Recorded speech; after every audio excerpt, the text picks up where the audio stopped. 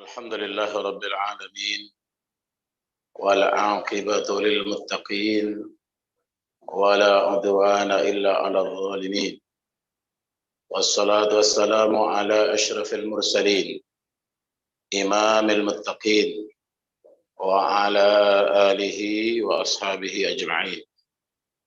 Amma ba'd. Bapak-bapak, ibu-ibu, jamaah subuh Masjid Al-Iman yang insya Allah senantiasa terus bertambah imannya. Amin. Apa kabar semuanya? Alhamdulillah. Kalau yang di depan sudah semangat, insya Allah yang di belakang lebih semangat. Kita terus bersyukur, senantiasa bersyukur, selalu bersyukur, terus bersyukur. Ala kulli halin wa ni'matin. Atas semua hal, atas semua keadaan, atas semua peristiwa. Apalagi nikmat dari Allah Subhanahu wa taala. Karena kita tahu wa in ta'uddu ni'matallah la tuhsuha. Jika menghitung-hitung nikmat Allah, maka tak ada yang sanggup untuk menghitungnya. Walaupun semua pohon dijadikan kertas, semua air dijadikan tinta untuk menulis berapa banyak nikmat Allah, maka tak sanggup kita untuk melakukannya. Maka bersyukur menjadi energi kita, bersyukur menjadi daya dan kekuatan kita, sehingga kita senantiasa mendapat hidayah, mendapat taufik dari Allah Subhanahu wa taala, insyaallah. Amin ya rabbal alamin. Salawat dan salam kita doakan semoga Allah sampaikan selalu buat Nabi kita Muhammad sallallahu alaihi wasallam, Rasulul Azim, Nabi yang mulia yang telah diutus oleh Allah menjadi uswah, menjadi iswah, innalillah, menjadi suri teladan terbaik buat kita semua, sehingga insya Allah kita terus memperbaiki ibadah kita, memperbagus akhlak kita, dan meneguhkan, menguatkan, mengokohkan keyakinan kita insya Allah. Amin ya rabbal alamin. Juga para bapak ibu penyimak setia dari jauh yang sering hadir, ini keluarga besar Nurul Al-Iman di seantero negeri yang paling tidak pernah ketinggalan ini dari NTB, karena sering berkomunikasi, Masya Allah. Bapak Ibu, hidup ini ada masalah dan ada masalah hidup. Ada masalah dunia dan ada dunia masalah. Tidak pernah lepas. Jangankan yang hidup, yang mati saja masih punya masalah. Karena kalau 3 tahun berturut-turut tidak bayar pajak, akan tergusur. Apalagi kita yang hidup, yang butuh makan, butuh minum, butuh bernafas lega, butuh senang, butuh segala hal. Tentu lebih banyak masalahnya. Tapi bagi orang beriman, gak akan ada masalah kalau kita senantiasa bersama Allah. Gak akan ada masalah. Karena Allah serukan buat kita, wasta'inu bis-sabri was-salah wa innaha lakabiratun illa 'alal khashi'in. Minta tolonglah sama Allah. Maknanya Terima aja. Apalagi kalau cuma soal cawapres.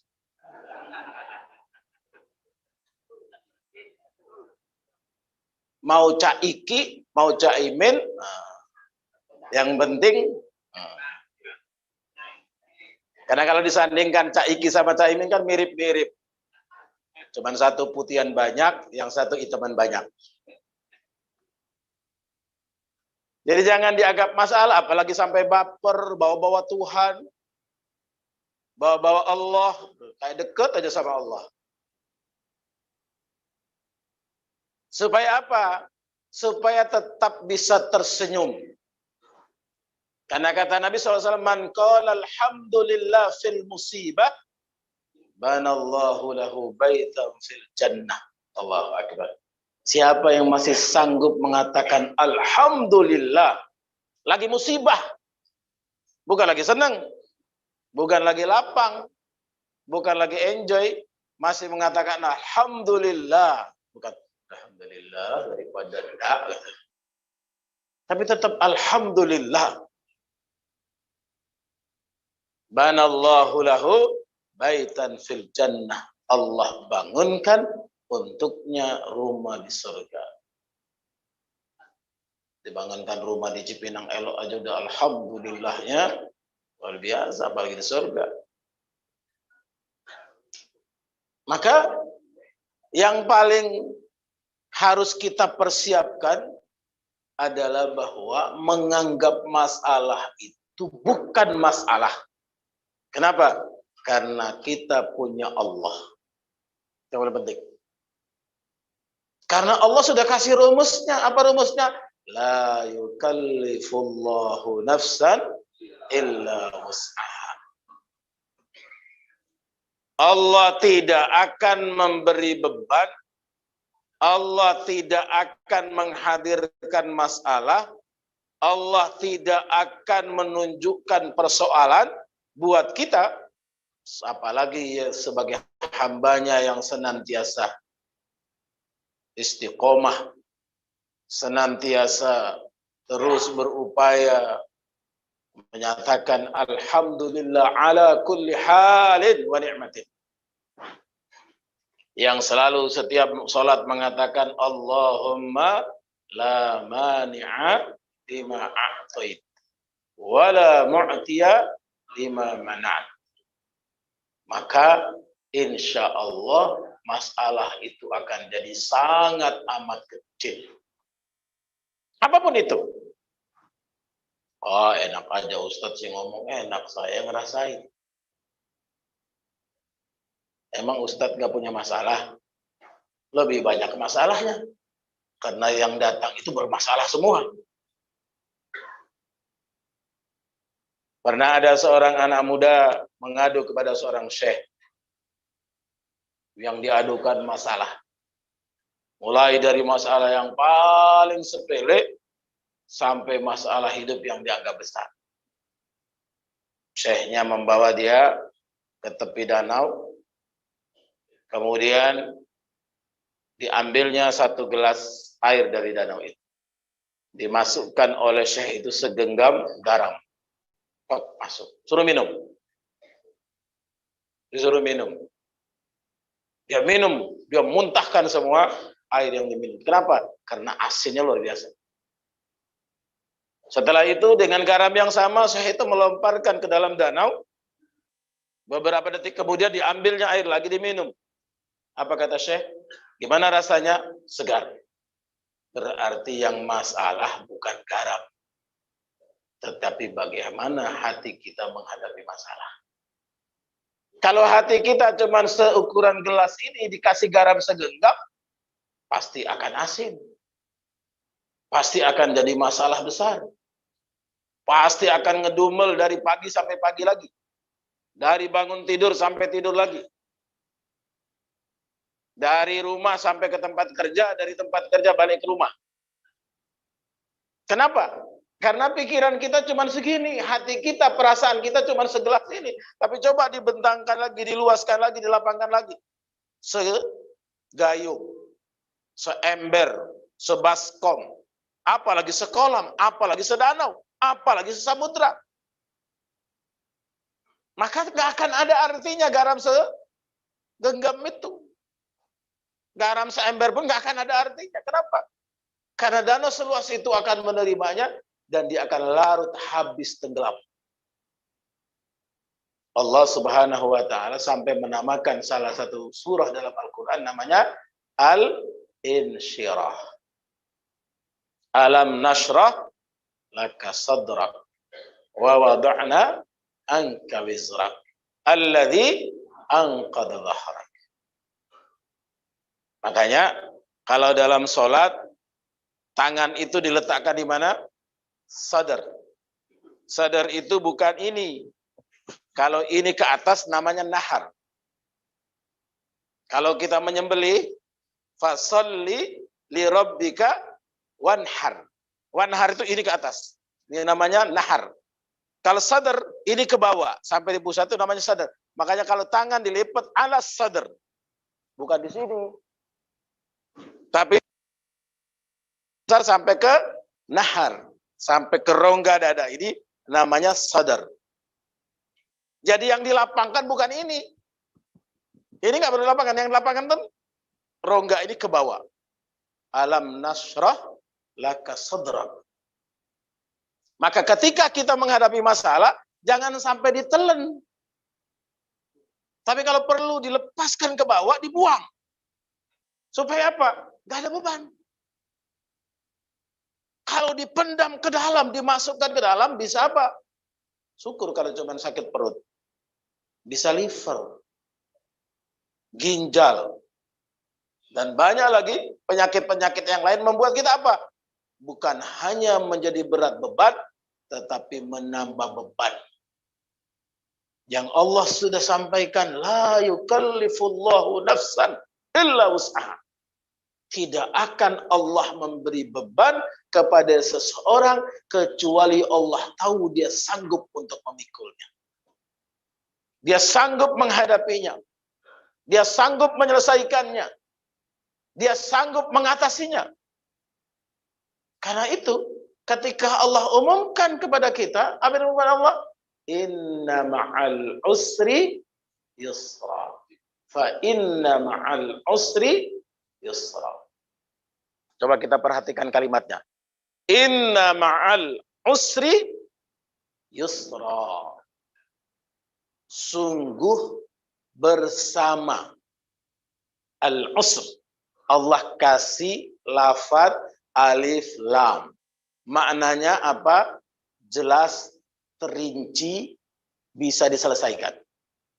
Namanya masalah itu Allah sebut dalam Al-Quran pakai alif lam. Maknanya apa? Wadih, terang.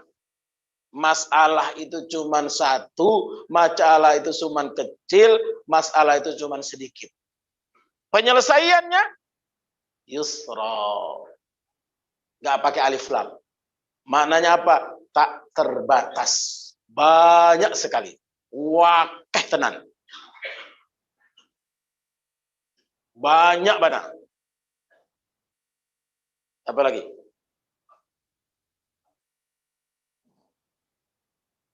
Jadi jangan punya baru satu masalah mumet langsung. Baru masalah kecil, sudah kayak dunia ini sudah nggak ada lagi. Baru mendengar ini langsung wah pokoknya saya nggak mau. Kalau kita nggak mau orang seneng. Kenapa? Karena memang itu yang ditunggu. Kan dicari jalannya supaya nggak jadi. Dibikin segala macam sensasi supaya kita nggak senang. Begitu sudah mulai senang, ternyata digoyang, digoncang. Memang itulah hidup.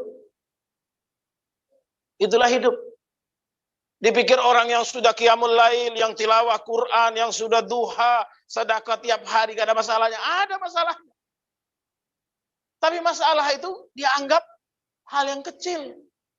Gak akan pernah diletakkan dalam hati, masuk ke dalam rongga dadanya, sampai kemudian kehilangan akal sehat. Enggak. Kenapa? Karena yakin, hakul yakin. Fa inna ma'al usri yusra. Allah ulang lagi 2 kali. maka sungguh benar-benar bersama satu kesulitan itu banyak sekali kemudahan. Satu masalah itu akan lahir banyak hikmah-hikmah. Banyak nilai-nilai. Banyak mungkin sudut pandang yang belum pernah kita lihat. Banyak hal, banyak ukuran yang belum pernah kita pasangkan. Banyak pandangan yang belum pernah kita jadikan perhatian. Begitu terjadi, kita baru, oh-nya panjang. Iya ya. Maka Allah rumuskan dalam Al-Quran, wa may yu'tal hikmah faqad utiya khairan katsira. Siapa yang diberi hikmah oleh Allah, ini yang mahal nih, ilmu hikmah. Siapa yang diberi hikmah oleh Allah, faqad utiya khairan katsira, maka sungguh dia telah diberi oleh Allah khairan katsira.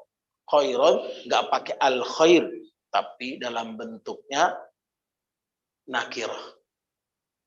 Dalam bentuknya apa? Bermakna tak terbatas. Pakai katsira lagi, kebaikan yang banyak. Kebaikan yang tak berakhir, kebaikan yang tak berujung. Dalam segala hal. Dalam semua keadaan. Dalam semua peristiwa dan kejadian. Sehingga Allah kuatkan lagi. Ayat ini mirip dua kali dalam Al-Quran. Yang satu Allah langsung wasta'inu bis sabri wassalah. Yang satu lagi, ya ayyuhalladzina amanu ista'inu bis sabri wassalah. Kalau tadi pertama masih umum, Allah berikan kepada semua hambanya. Allah serukan kepada semua umat nabinya. Kepada semua makhluknya yang bernama manusia dan jin. Bukan hanya kita.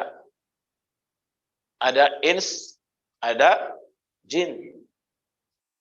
Ins itu yang kelihatan. Kita ini namanya ins.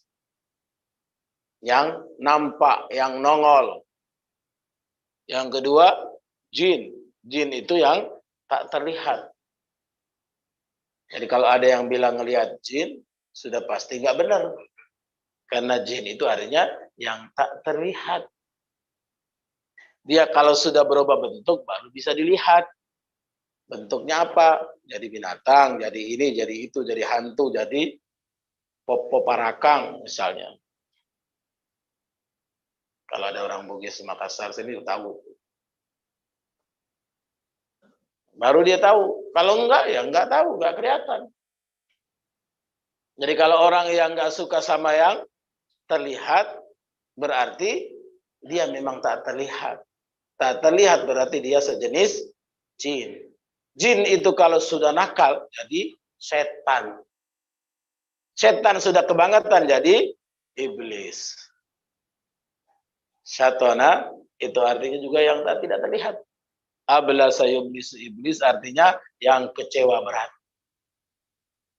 Maka hari ini banyak orang kecewa berat. Kenapa? Tadinya membuli habis seseorang, sekarang tak pandai lagi. Kenapa? Karena apa mau dibuli ya? Ya begitulah dunia.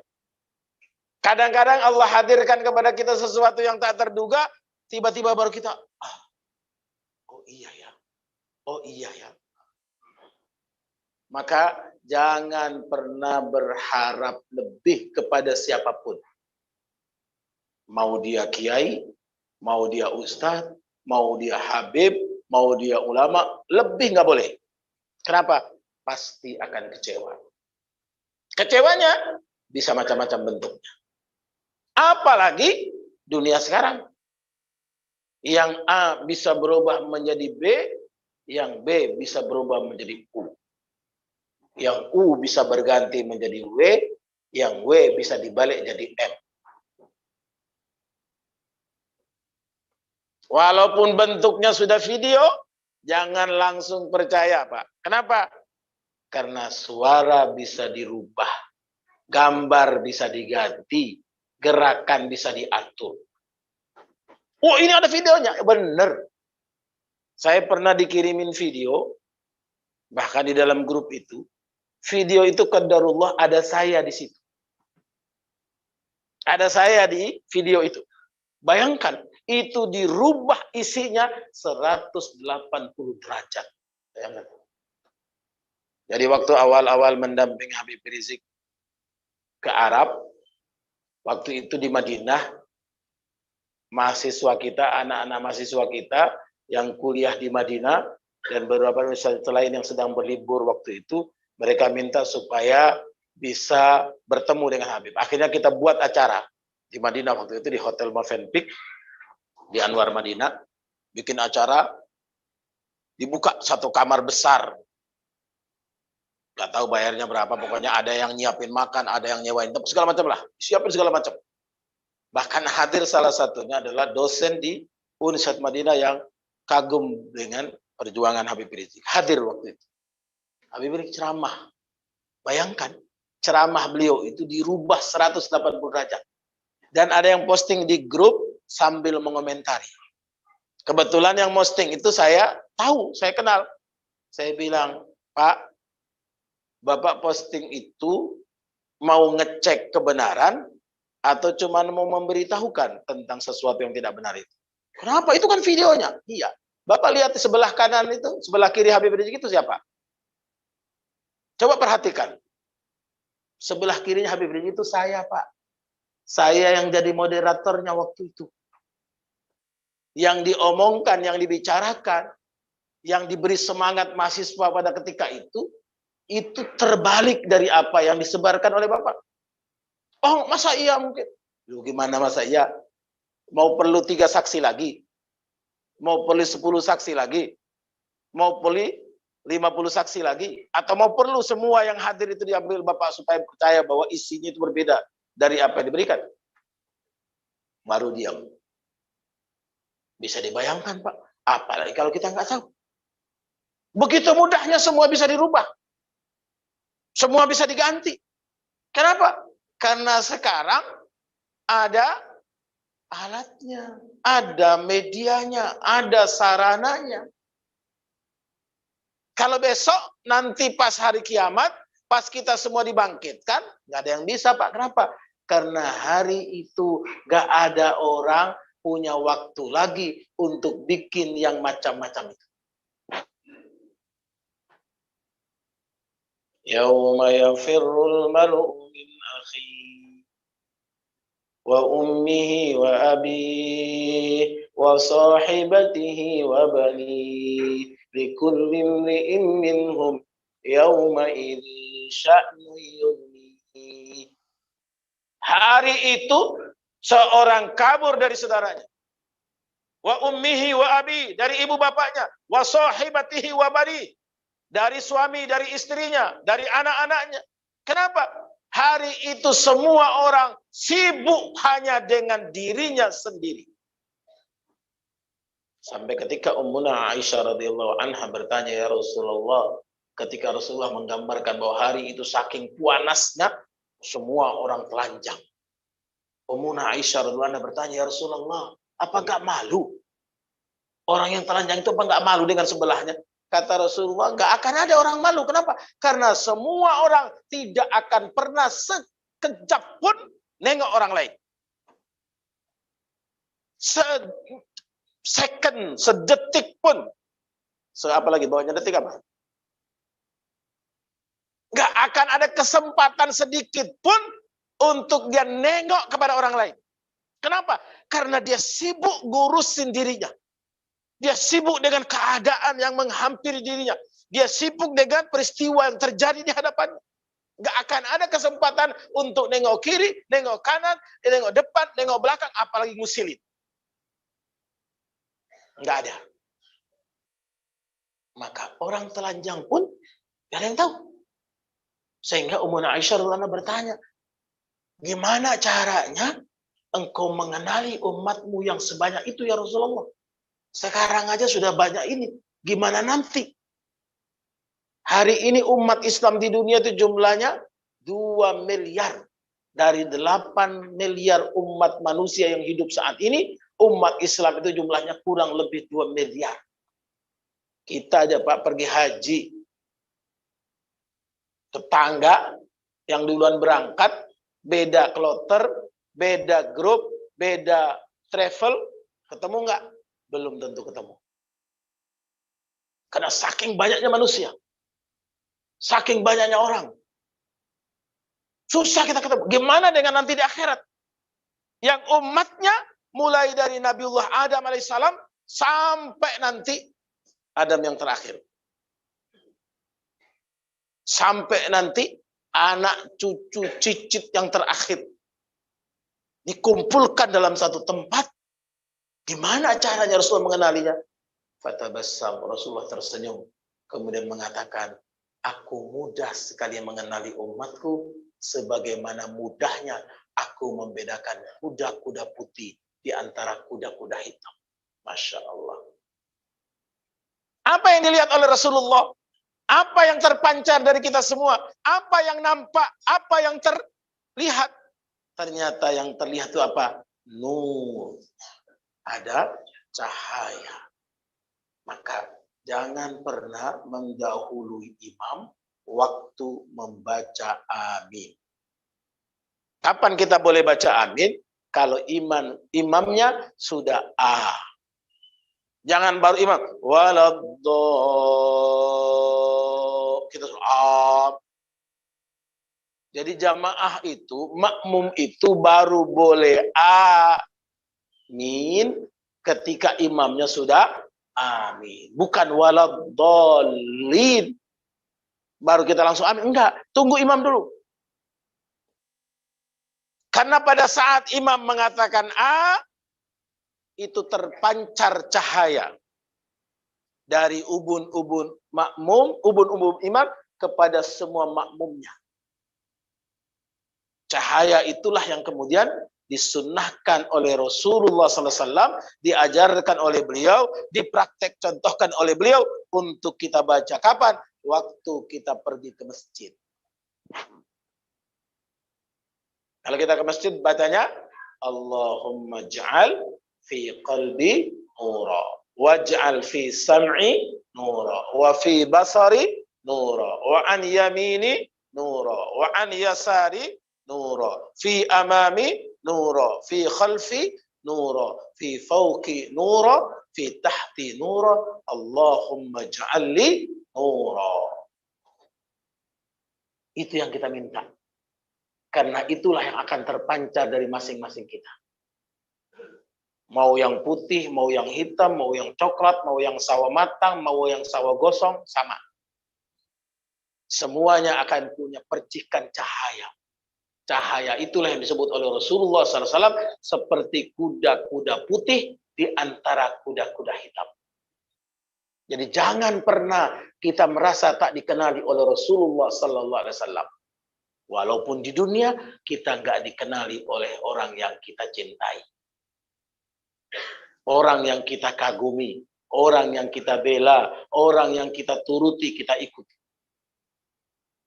Bulan lalu kita sampaikan kan? Cerita Tauban.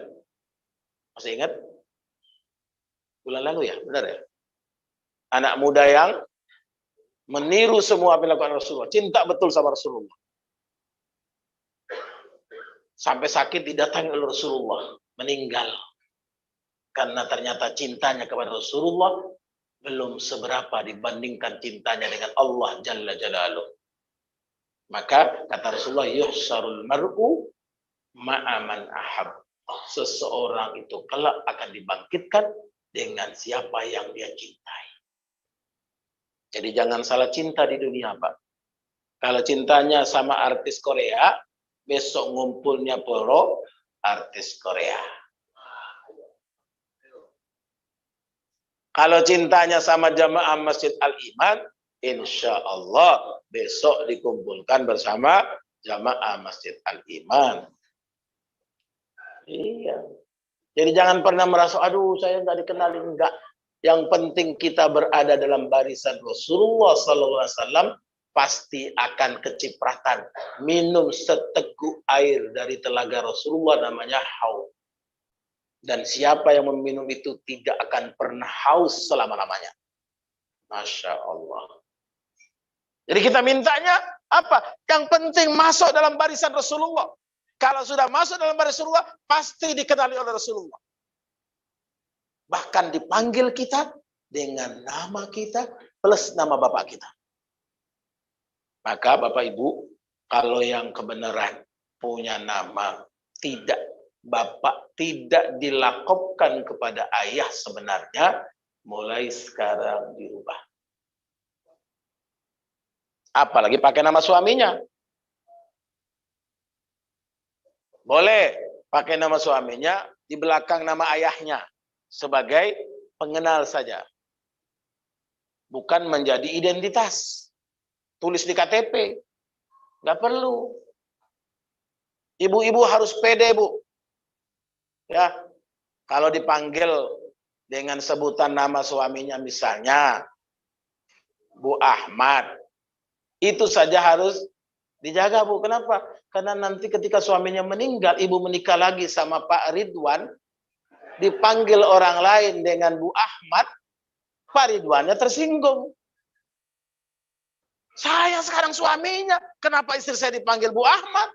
Pak Ahmadnya sudah meninggal. Siapa suruh? Maka lakopkan kepada nama ayah kita. Jangan diganti. Kenapa? Karena kita besok dipanggil di hari kiamat, dikenali oleh Rasulullah satu persatu, bi asma'ikum wa asma'i abaikum. Dipanggil nama kita dengan nama ayah kita.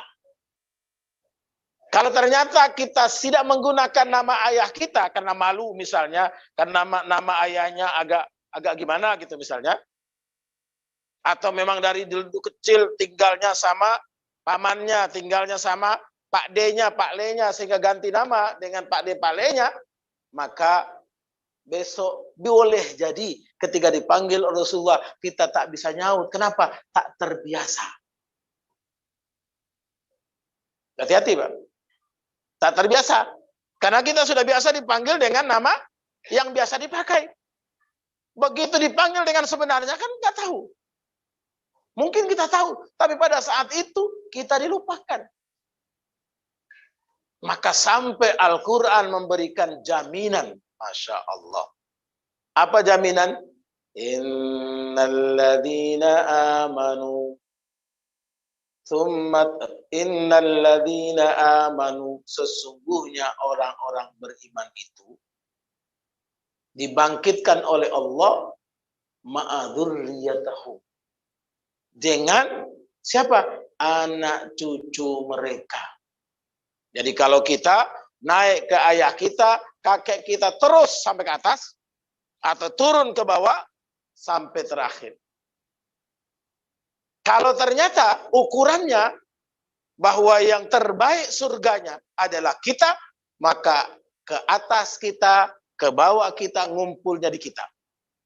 Kalau ternyata surganya anak kita yang lebih baik, surganya cucu cicit kita yang lebih baik, maka yang dari atas kita turun ke bawah, ngumpulnya di tempat yang itu.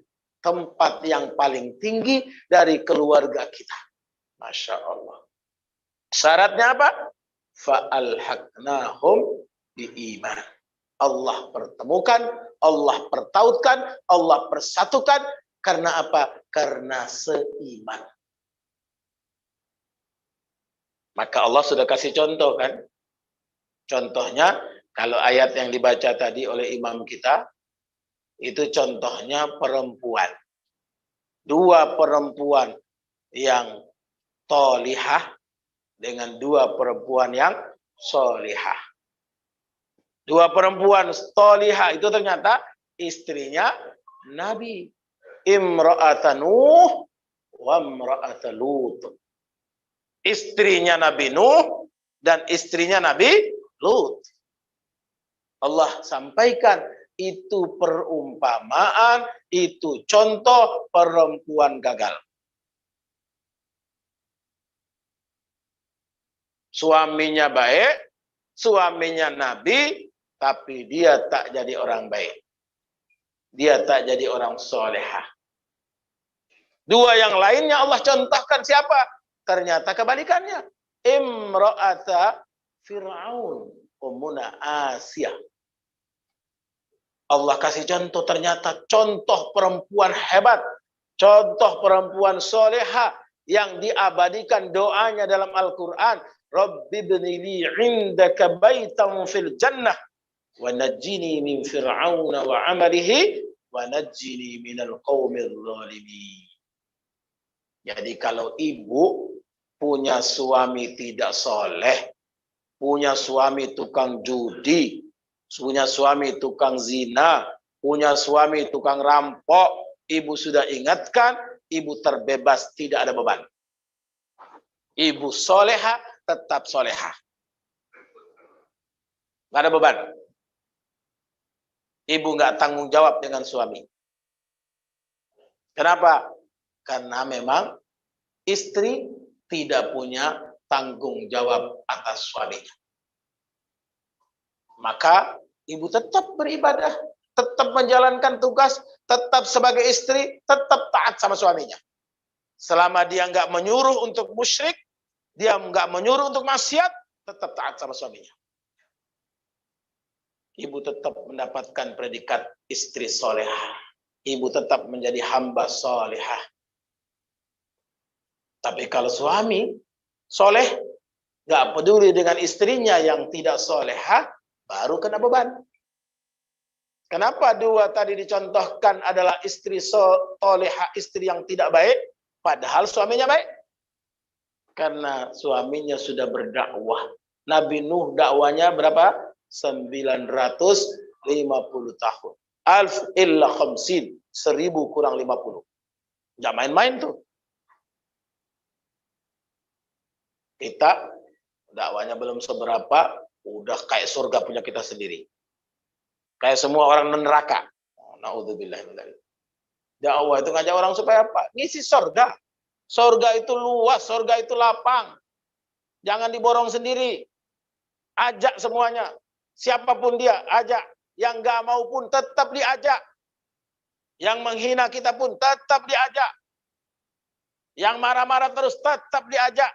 Maka Nabi SAW ketika menasihati orang yang suka marah, apa kata? La taghdab walakal jannah. Jangan suka marah supaya dapat kapling di surga. Masya Allah. Apalagi marah-marahnya nggak jelas. Nah, ini yang kita buat. Supaya apa? Ketika kita berada pada kondisinya, pada keadaannya, pada waktunya, pada saatnya, insya Allah fa'alhaqnahum. Allah pertemukan kita. Allah sambungkan kita. Allah tautkan kita. Bahkan ada ulama mengatakan, bukan hanya misalnya, gimana Ustadz saya kan gak punya anak. Insya Allah, anak kandung gak ada, anak yang lain ada. Kalau ibu guru, bapak guru, anak siapa? Anak murid. Punya anak, ibu juga gak bukan guru, bapak juga gak bukan guru, gak punya anak. Insya Allah, anak-anak yang ibu ikut berpahala sama dengan anak. Jadi kalau di sini kan ada SDIT ya. SDIT kan ada beasiswanya. Ibu tanya biaya berapa anak biayanya 300.000 misalnya sebulan. Ibu ikut misalnya membiayai 3 orang, 4 orang. Maka itu juga merupakan anak. Dia soleh, besok ibu ke bawah. Dan bukan hanya yang dilahirkan. Anak itu juga yang diongkosi, dibiayai. Apalagi anak yatim. Maka kenapa anak yatim itu gak masuk dalam asnaf zakat? Karena tanggung jawabnya itu bukan hanya setahun sekali. Tanggung jawabnya sepanjang masa. Kalau zakat, cuma setahun sekali. Zakatul mal ketika datang haul, ada nisabnya sampai. Sampai haulnya nggak cukup nisabnya, nggak perlu zakat. Sampai nisabnya belum masaknya haulnya, nggak zakat juga, wajib zakat. Maka anak yatim Allah nggak masukkan dalam asnaf penerima zakat. Kenapa? Karena tanggung jawab bersama sepanjang hayat, sepanjang hidup, sepanjang waktu. Maka kalau Al-Iman sudah ambil bagian itu, semua jamaah Al-Iman ikut ambil bagian. Wah, saya udah banyak anaknya. Tetap. Supaya apa? Mungkin anak kandung kita nggak semaksimal anak asuh kita. Nggak semaksimal anak angkat kita. Nggak semaksimal anak yang kita ikut membiayai. Kenapa? Karena mungkin tak terlihat, doanya jauh lebih tembus. Karena dia nggak tahu, dia cuma doa, ya Allah, ampuni dosaku, ampuni dosa kedua orang tuaku, ampuni dosa orang-orang yang telah berbuat baik kepadaku. Oh, itu yang tembus itu, lebih cepat tembusnya. Sehingga Nabi menyerukan, Nabi menyampaikan kepada kita, mau cepat doa kita dikabulkan oleh Allah, doakan sebanyak mungkin orang lain. Kenapa? Semakin banyak orang lain yang kita doakan, semakin besar, cepat Allah realisasikan, Allah dekatkan pengabulannya untuk kita. Karena doa kita insya Allah kabul, insya Allah makbul, tapi boleh jadi tertukar. Boleh jadi enggak sekarang, boleh jadi enggak di dunia. Kalau mau cepat, doakan orang lain sebanyak-banyaknya. Kenapa? Pada saat itu diaminkan oleh malaikat Jibril, dan malaikat Jibril mengatakan, wala kamithlah, buatmu serupa dengan yang engkau doakan itu. Korelasi inilah yang menghubungkan kita. Sambungan inilah yang menguatkan kita. Maka orang beriman, yasuddu ba'duna ba'da. Orang beriman itu saling menguatkan satu dengan yang lainnya. Saling mempertemukan satu dengan yang lainnya. Saling memberikan nilai positif antara satu dengan yang lain. Maka kita bersyukur kepada Allah. Sholat jamaah adalah representasi yang paling indah. Gambaran yang paling utuh. Kenapa? Karena sholatnya minimal waktu subuh dan waktu isya. Kalau Bapak aktif, habis subuh, keluar, mungkin isya baru balik. Sekurang-kurangnya subuh, kita awali keberkahan itu diikat oleh Rasulullah SAW dengan doa. Allahumma barik li ummati fi bukuriha. Ya Allah, berkahi semua umatku di awal paginya. Masya Allah. Apalagi kalau dikuatkan dengan apa? Dengan penguat yang lain namanya sedekah. Sehingga orang bersedekah pagi didoakan oleh malaikat. 2 malaikat tiap hari turun.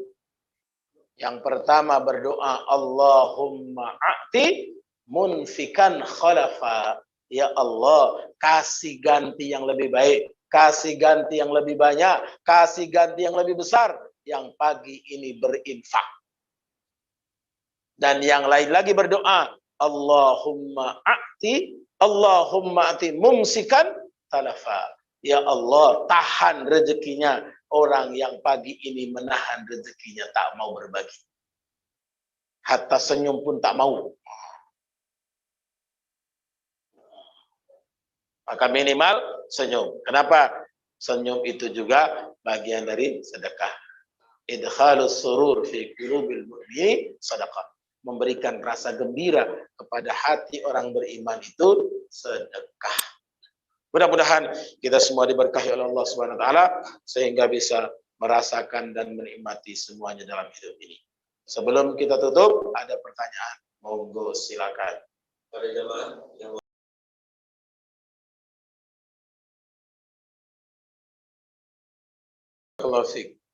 bahwa semua wama atakumur rasul fakhudhu wama nahakum anhu fantah. Semua yang dari Rasul ambil.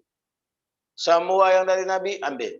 Sampai sisi contoh misalnya, saya beberapa kali ceritakan, yaitu ketika Wahsy masuk Islam. Ya kan? Wahsy masuk Islam itu Rasulullah terima enggak? Terima. Tapi Rasulullah bilang sama Wahsy, saya terima Islammu saya terima imanmu, tapi tolong jangan sering-sering di depan saya. Kenapa? Karena setiap lihat Wahsy itu terbayang ketika Wahsy itu membunuh pamannya. Kan dilihat oleh matanya Rasulullah langsung di hadapan beliau. Jadi bagaimanapun namanya manusia punya perasaan seperti itu. Allah kasih lihat kepada kita. Nabi SAW ketika misalnya Allah abadikan tentang ketika memanggil Zaid dengan nama Zaid bin Muhammad. Ditegur oleh Allah. Kenapa? Karena orang itu boleh diangkat anak, tapi nggak boleh diganti lakabnya. Sehingga Allah kemudian menjadi wali Rasulullah menikahi mantan istri anak angkatnya. Siapa? Zainab bintu Jahsh. Jadi menikahi Zainab itu bukan karena Rasulullah SAW itu rakus. Padahal itu dihadirkan sebagai pelajaran. Karena dahulu di masa itu, orang menganggap anak angkatnya, putri angkatnya, sama dengan anak kandung. Memperlakukan anak angkat, itu seperti anak kandung. Anak angkat itu bukan mahram kepada ayah angkatnya. Kalau anak angkatnya laki-laki, bukan mahram kepada ikut angkatnya, kecuali disusui. Jadi hati-hati, Pak. Ya Bu ya, ibu angkat anak, kalau anak itu laki-laki dan ibu nggak susui, berarti bukan mahram. Kalau di sekolah. Sedangkan wanita saja, sama-sama wanita, dia bukan muslimah, maka hukumnya laki-laki muslim. Bukan mahram. Ya. Itu harus betul-betul. Allah hadirkan itu, orang kan ngelihat sisi, wah masa bekas anak angkatnya, istri anak angkatnya dinikahi juga. Padahal itu Allah sedang memberi pelajaran dan menguji orang-orang yang beriman pada ketika itu. Allah nikahkan langsung, Allah jadi walinya Zainab bintu Jahsh untuk dinikahkan dengan Rasulullah SAW karena memang gak sekufu. Zainab bintu Jahsh itu cantik sekali. Sementara Zaid itu biasa-biasa saja. Kalau mereka jalan berdua tuh sering jadi olokan. Waduh mimpi apa kalau sekarang ya? Mimpi apa Zainab tuh dapat cowok kayak gitu. Bagi cowoknya sih alhamdulillah, bagi ceweknya musibah gitu. Kira-kira begitulah. Ya. Itu dinikahkan kepada Rasulullah. Karena memang saat itu orang memperlakukan anak angkat itu sama dengan anak kandungnya. Nah, ini harus jadi catatan betul. Jadi kalau ngangkat anak itu, apalagi saya suka, kemarin ada beberapa klien itu, ketika mau ngangkat anak, segala macam itu kan, proses kita kan panjang sekali. Saya apa? Karena jangan dipikir sekarangnya, waktu dia masih bayi, dia masih anak-anak, besoknya. Kalau dia masih bayi, ibunya masih bisa nyusuin. Tapi kalau, maaf, ibu nggak pernah melahirkan, kan belum tentu bisa menyusui. Nggak semua orang bisa.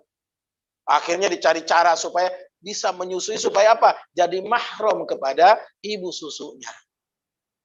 Jadi mahram kalau dia sudah punya anak perempuan yang lain. Kenapa? Sepersusuan. Begitulah Islam mengatur. Jadi kalau kita nusuk Rasulullah, jangan tanggung-tanggung. Kalau belum masuk di akal kita, jangan pernah mencemoohnya. Apalagi memprotesnya.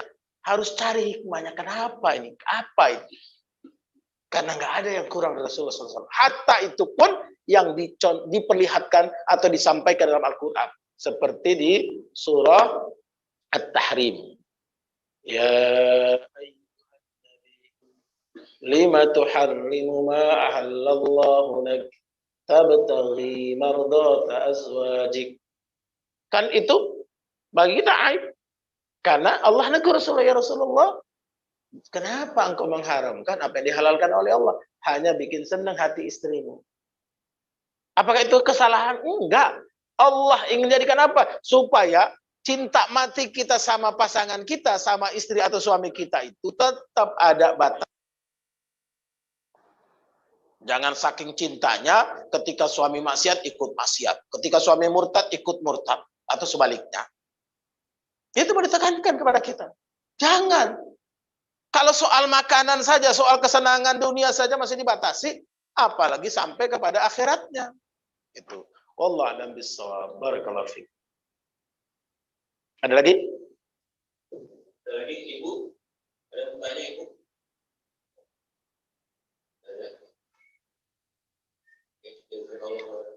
Ya, kalau nggak ada lagi, kita tutup. Terakhir mohon doanya, mungkin besok atau malam nanti saya berangkat umroh mendampingi keluarga besar mantan Perdana Menteri Timur Leste, Mar'i Al-Katiri. Keluarga besar Al-Katiri yang akan berangkat umroh, mudah-mudahan dilancarkan oleh Allah dan bisa kembali lagi dengan selamat. Doanya sekali lagi, terima kasih atas segala perhatiannya. Mohon maaf atas segala kurangan. Hadana wa ajma'in. Subhanakallahumma bihamdik asyhadu an la ilaha illa anta astaghfiruka wa atubu ilaik. Sallallahu alaihi Muhammad. Wassalamualaikum warahmatullahi